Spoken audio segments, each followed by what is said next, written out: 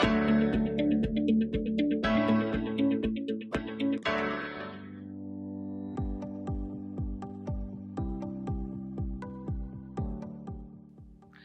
everyone, welcome to another session of ITS.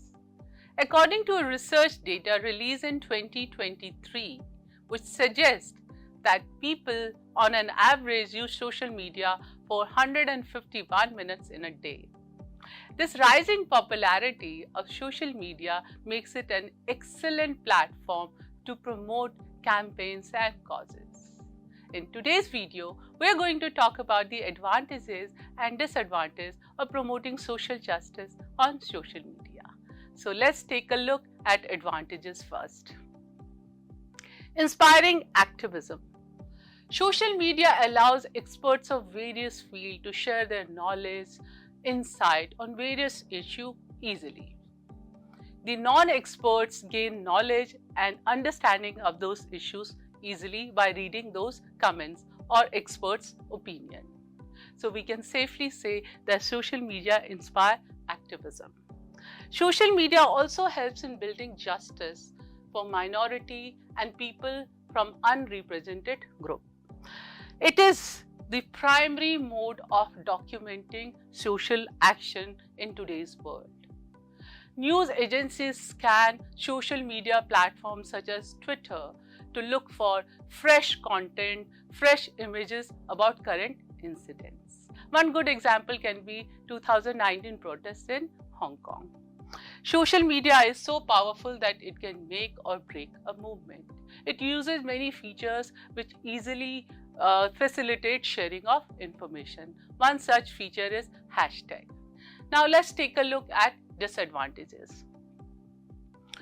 Because social media has very free for all nature, it does not have any regulation, at times it propagates false information also. Hashtag disruption. Just now we talked about hashtag. The same hashtag which helps to promote a cause can be disruptive for some causes. For example, Black Lives Matter was a movement which used hashtag for spreading their message. To counter that movement, another hashtag was created, hashtag White Lives Matter. You can easily understand the motive of that hashtag. Encounter dissenting viewpoint. आपने notice किया होगा social media पे या online हम कभी कोई shopping करते हैं तो सोशल मीडिया पे जब हम जाते हैं तो हमें वही सिमिलर प्रोडक्ट्स दिखाई देते हैं, या अगर हम कोई पेज लाइक करते हैं तो वैसे ही सिमिलर पेजेस हमें दिखाई देते हैं. आपने कभी सोचा ऐसा क्यों? ऐसा इसलिए होता है because social media tends to share highly curated information. It shows us what we want to see. इसका डिसएडवांटेज क्या है? इसका डिसएडवांटेज ये है that then we have a very narrow view of the world. हमें डिसेंटिंग व्यूज, ओपोजिंग व्यूज पता ही नहीं चलते.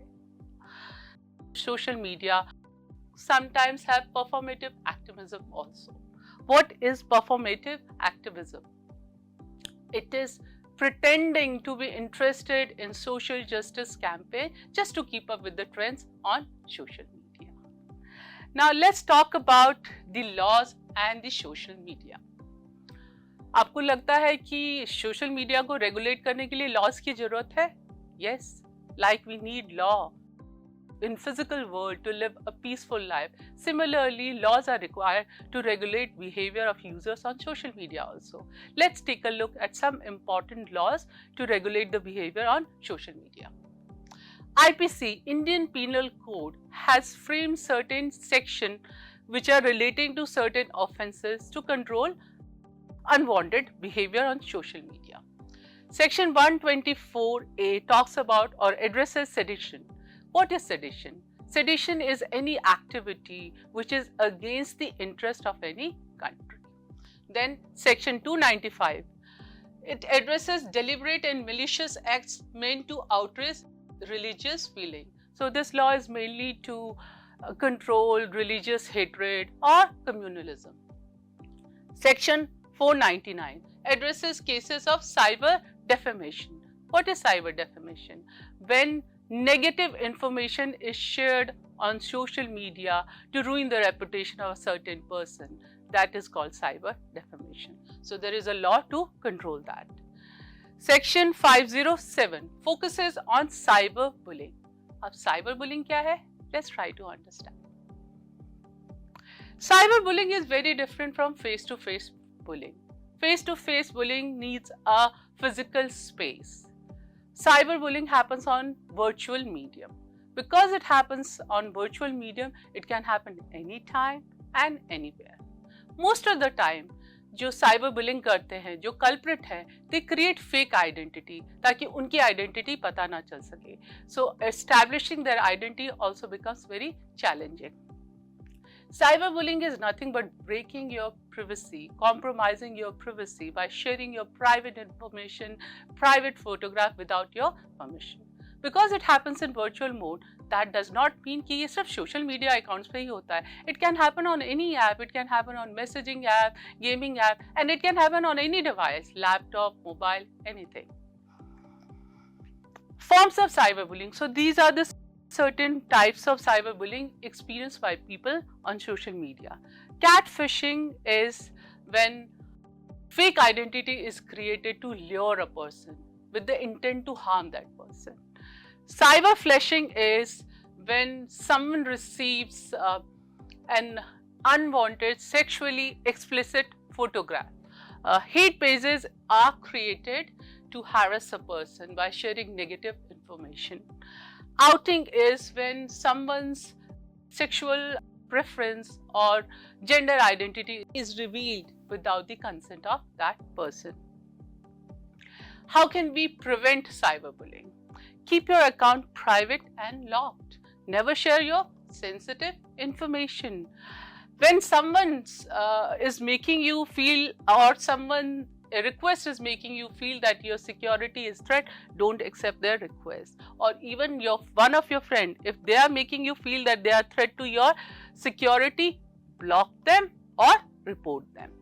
Change your passwords regularly. Always log out of all your devices while using social media. Log out of your social media accounts as well. Now, reporting against cyberbullying. What is reporting? Reporting is an essential step which is taken when somebody feels that their security is compromised. How can we report? We report to the appropriate agencies. One is legal initiative, because there are laws in place to control or to deal with cyberbullying, so you can take legal course. Then there are portals where you can report cyberbullying incidents. There are helplines where you can talk and share your experience and report such incident. Last but not the least, there are awareness campaigns to educate people so that they don't fall and become a victim of cyberbullying. There are certain things which you should keep in mind when you're reporting a cyberbullying incident. One is very important, is take a screenshot. So whenever any message or post makes you feel uncomfortable, you always take a screenshot, because the offender who has posted that message can delete it, but then you have it as a evidence. Another thing is to report content. Any post which makes you feel uncomfortable, in social media pages there is a feature where you can report such content, so you can make use of that feature. There are portals where you can report such incident. This is the address of the portal. There are helpline number where you can call and report such incident. And last but not the least, consult with an adult. It can be your parent, teacher, anybody you trust with your information. And last, this is the time for task.